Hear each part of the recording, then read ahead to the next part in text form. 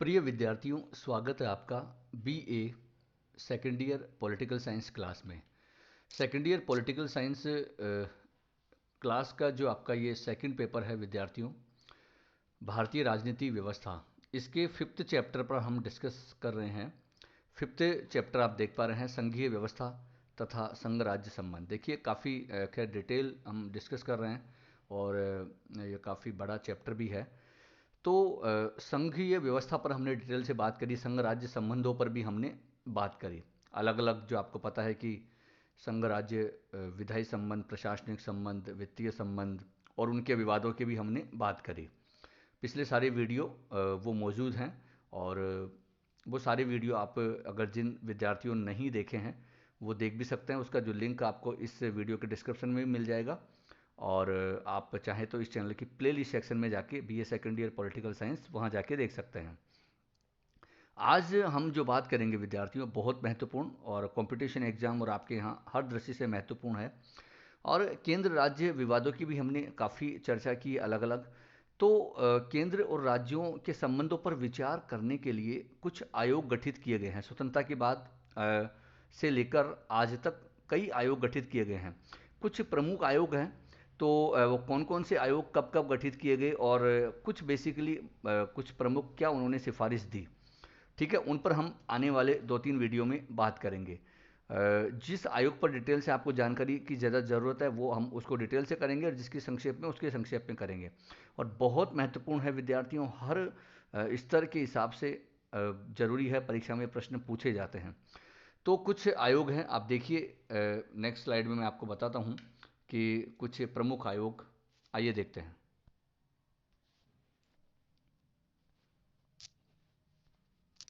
ये कुछ आयोगों की बात जो कि हम जिक्र करेंगे और कुछ नाम आपको ज़रूर ध्यान होने चाहिए, सन आपको ज़रूर ध्यान होना चाहिए। आगे हम डिटेल से इन पर चर्चा करेंगे। तो आप विद्यार्थियों ये देख पा रहे हैं, जैसा कि पहला आयोग प्रशासनिक सुधार आयोग 1966 में गठित किया गया था, ठीक है। दूसरी राज मन्नार समिति, बड़ा महत्वपूर्ण, ठीक है, 1969 में, ठीक है, 1969 में। आनंदपुर शाही प्रस्ताव, ठीक है, ये 1973 में। चौथा पश्चिमी बंगाल स्मरण पत्र 1977, 1977। सरकारिया आयोग, खैर ये तो सबसे प्रसिद्ध है, सबसे प्रमुख है और अधिकतर प्रश्न पूछे जाते हैं। 1983 में गठित किया गया था, ठीक है। और लास्ट में पुंछी आयोग जो कि 2007, ठीक है। तो ये कुछ आयोग हैं, नाम अभी बताए हैं, तो सारे पर तो आज हम डिस्कस नहीं कर पाएंगे क्योंकि बहुत जल्दीबाजी में नहीं, बहुत अच्छे से हम इनको डिस्कस करना है। तो कुछ आयोग हैं, 3-4 आयोग पर आज हम बात करेंगे और फिर आगे आने वाले वीडियो पर हम में बात करेंगे। तो विद्यार्थियों, सबसे पहले हम बात करेंगे प्रशासनिक सुधार आयोग 1966 में जो गठित किया गया था उसकी। आइए देखते हैं।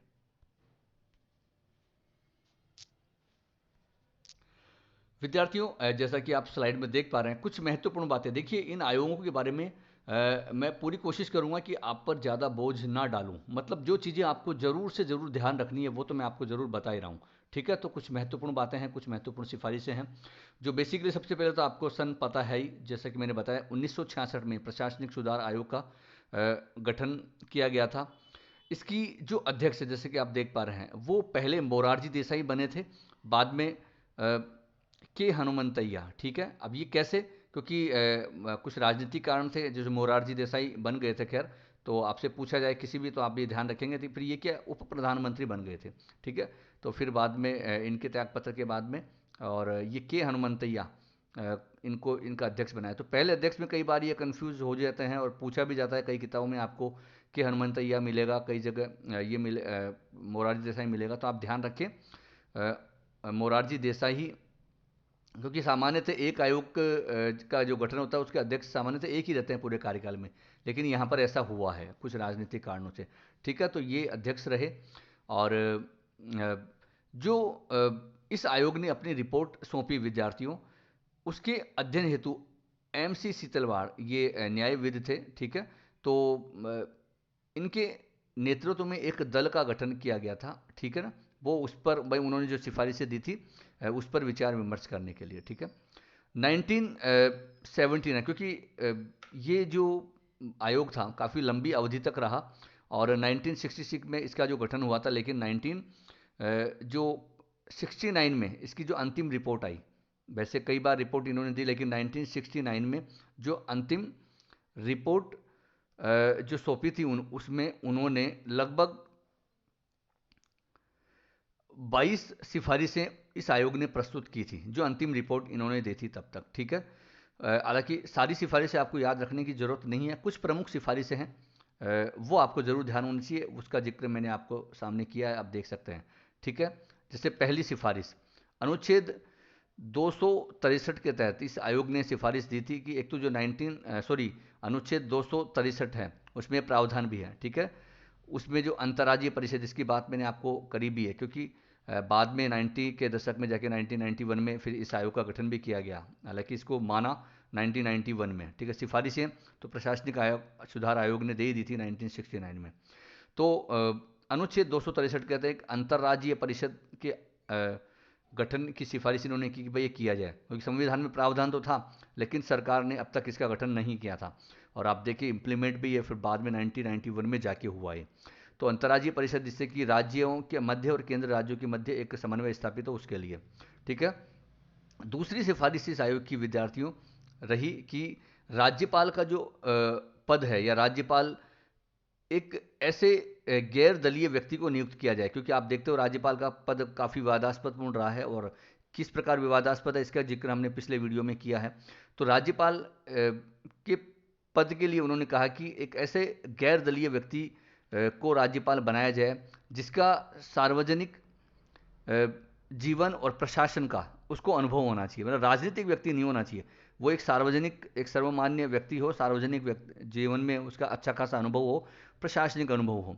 ठीक है, जिससे कि ये राजनीतिक पचड़े में जो ये पद पड़ गया है ये ना हो। ठीक है, एक स्वतंत्र पद, जो पदवी रखी गई है, इस पद की स्वतंत्र रूप संविधान अपेक्षा करता है, लेकिन कुछ राजनीतिक, क्योंकि जब दलीय व्यक्ति की नियुक्ति होती है, किसी राजनीतिक दल की नियुक्ति होती है, तो फिर ऐसा विवादास्पद ये पद बन गया है। तो इस आयोग ने सिफारिश दी थी। ठीक है, तीसरा, राज्यों को ज़्यादा वित्तीय संसाधन उपलब्ध करवाए, जिससे कि उनकी जो केंद्र पर निर्भरता है वो ना हो। ठीक है, या कम हो। ठीक है, नेक्स्ट जो आप देख पा रहे हैं कि राज्यों में जो केंद्रीय बलों की तैनाती होती है वो राज्यों के अनुरोध पर ही हो, राज्य जब अनुरोध करे तभी। ठीक है, तो ये प्रशासनिक सुधार आयोग की अलग काफ़ी सिफारिशें उन्होंने दी, लेकिन कुछ ये जो इंपॉर्टेंट सिफारिशें तो आपको ज़रूर ध्यान होना चाहिए, और सन ज़रूर ध्यान होना चाहिए, अध्यक्ष ज़रूर ध्यान होना चाहिए, ये सभी आयोगों को आपको ये ध्यान रखना है। ठीक है, अब आइए देखते हैं दूसरा आयोग कौन सा है।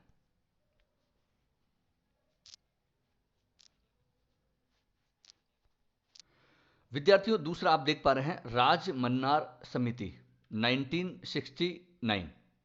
ठीक है, 1969 में। अब ये देखिए बड़ा इंटरेस्टिंग है, ये कमेटी कोई केंद्र सरकार ने नहीं गठित की है विद्यार्थियों, जैसा कि आप देख पा रहे हैं।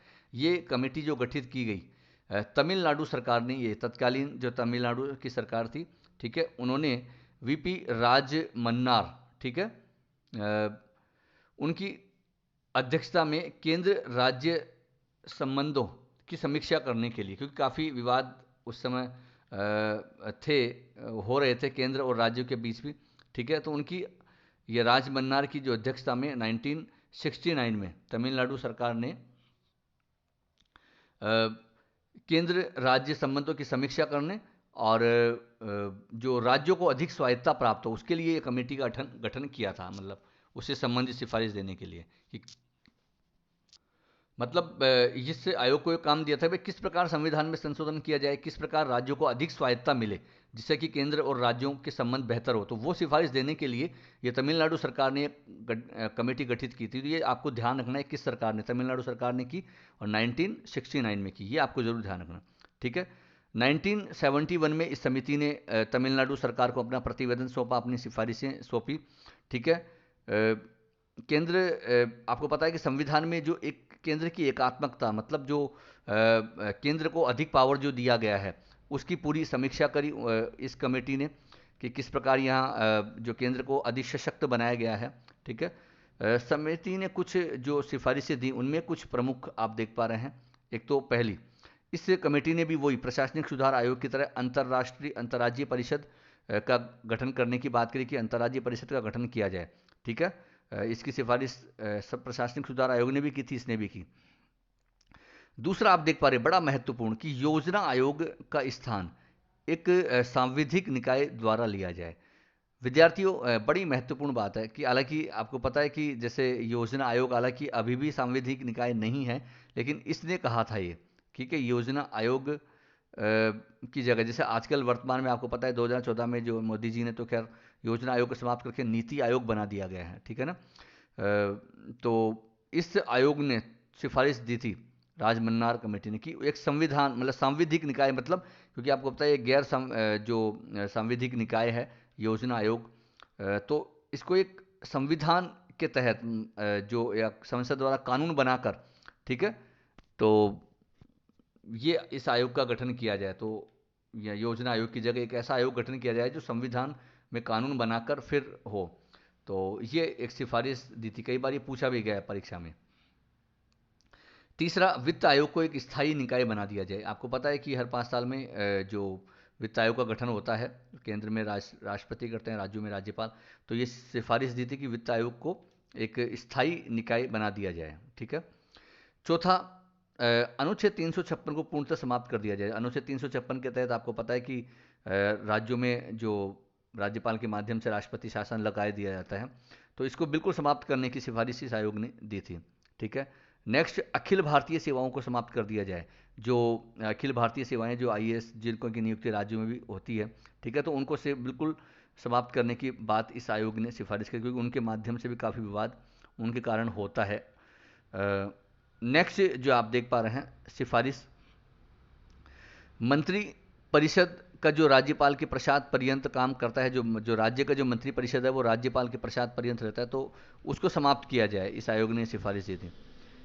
क्योंकि उससे ये होता है कि राज्यपाल एक एजेंट के रूप में काम करता है और उसकी केंद्र का हस्तक्षेप राज्यपाल के माध्यम से राज्यों की सरकारों में भी हो जाता है, इसलिए इस आयोग ने सिफारिश की। ठीक है। नेक्स्ट, इस आयोग ने सिफारिश दी थी कि जो संघ सूची और संवर्ती सूची के कुछ विषय हैं जिनको राज्य सूची में डाल दिया जाए। ठीक है। हालांकि केंद्र ने इस समिति की जो सिफारिशें हैं वो बिल्कुल खारिज कर दी विद्यार्थियों, कोई सिफारिश नहीं मानी। जाहिर सी बात है, राज्य के द्वारा एक कमेटी गठित की गई थी सिफारिशें, तो केंद्र मानने का सवाल ही नहीं था, तो ऐसा ही हुआ, एक नाम मात्र का ये आयोग रह गया।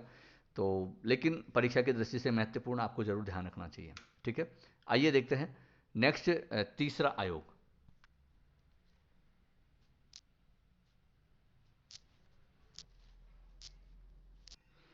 तीसरा विद्यार्थियों आप देख पा रहे हैं आनंदपुर साहिब प्रस्ताव।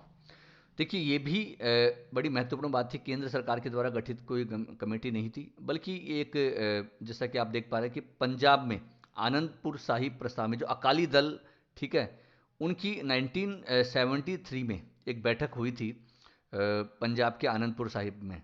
ठीक है। वहाँ तो उसमें राज्यों की राजनीतिक और धार्मिक एक तरह से स्थिति के आप कह सकते हैं, या उनकी जो राजनीतिक और धार्मिक मांगों को लेकर, ठीक है, उनके संबंध में एक प्रस्ताव जारी किया गया था।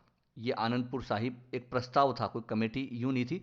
हाँ, एक प्रस्ताव इस अकाली दल के द्वारा ये जो आनंदपुर साहिब में जो ये बैठक हुई थी 1973 में, तो इसमें प्रस्ताव जारी किया गया था। और प्रस्ताव जो कि राज्यों की जो राजनीतिक और धार्मिक मांगे थी, क्योंकि ये एक सिख जो धर्म से रिलेटेड थे अकाली दल, ठीक है, तो इन्होंने क्या प्रस्ताव दिया आप देखिए।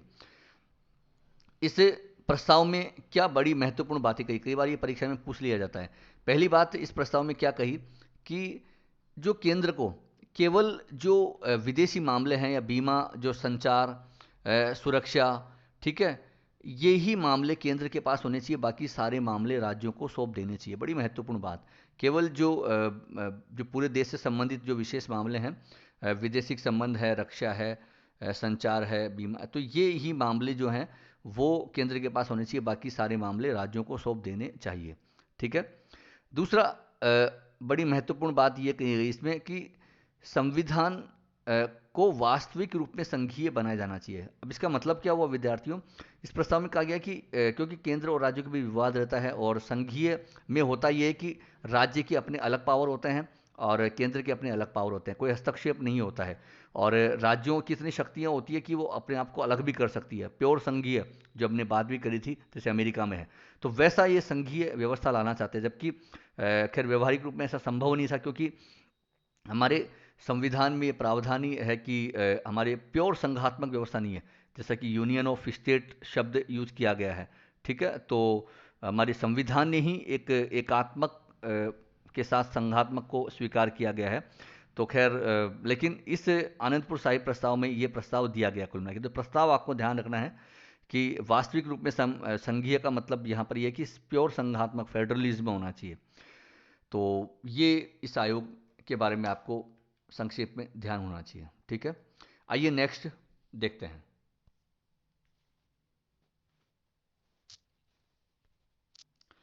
विद्यार्थियों, चौथा आप देख पा रहे हैं कि ये पश्चिमी बंगाल स्मरण पत्र 1977, ये भी केंद्र राज्य संबंधों को लेकर ही था, और ये भी केंद्र के द्वारा कोई गठित आयोग नहीं था, बल्कि ये भी पश्चिमी बंगाल की सरकार के द्वारा, ये आप देख पा रहे हैं कि 1977 में, सन आपको जरूर ध्यान रखना है सारे, कि 1977 में पश्चिम बंगाल में उस समय साम्यवादी जो कम्युनिस्ट पार्टी की सरकार थी, ठीक, काफ़ी लंबे समय तक। ठीक है, तो उन्होंने केंद्र राज्य संबंधों पर एक स्मरण पत्र, ठीक है, वो केंद्र सरकार को प्रेषित किया, स्मरण पत्र तैयार करके वो केंद्र सरकार को प्रेषित किया कि किस प्रकार केंद्र और राज्यों के बीच जो संबंधों को बेहतर करने के लिए कुछ काम करना होगा। तो इसके लिए उन्होंने एक स्मरण पत्र वहाँ प्रेषित किया गया पश्चिम बंगाल की तत्कालीन सरकार ने। ठीक है, उसमें कुछ सुझाव दिए गए केंद्र और राज्यों के बीच विवादों को निपटाने के लिए। ठीक है, जैसे पहला आप जो सुझाव उसमें दिया गया कि जो संविधान में संघ शब्द है, जैसे राज्यों का संघ है ना,